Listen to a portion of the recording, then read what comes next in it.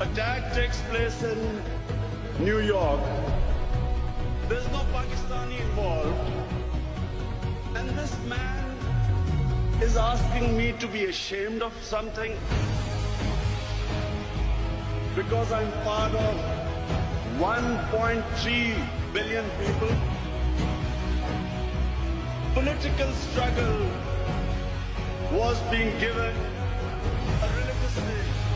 How could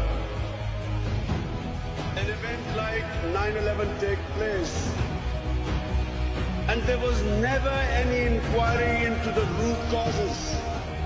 Why did those people blow themselves up? If anyone tried to ask the question, they were accused of appeasing terrorism. They were accused of justifying terrorism.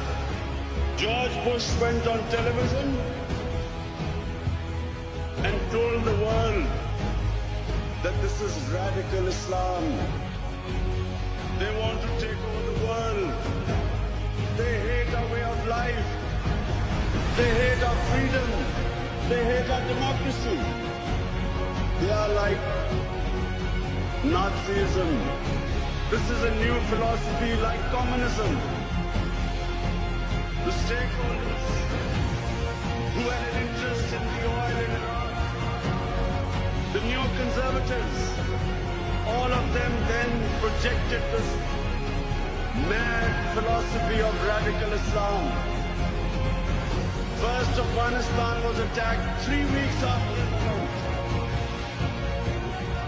War was made the first option, not the last resort. Some 50,000 people were killed when not one Afghani was involved in 9/11. Soon Iraq followed. After lies and deception, saying that Saddam was connected with Al-Qaeda,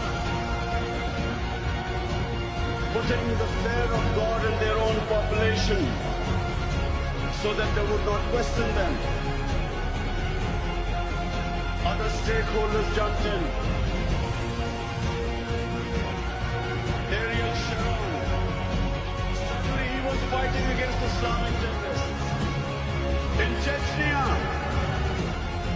Vladimir Putin was fighting against Islamic terrorists. In Kashmir, again there were Islamic terrorists who were fighting the Indian troops. Let me say that before 9/11, 70% of all suicide bombers were Tamil Tigers who were Hindus.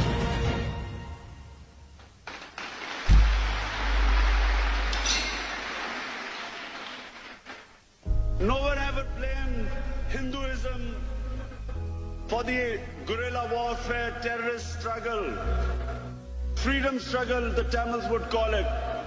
No one blamed Hinduism for it.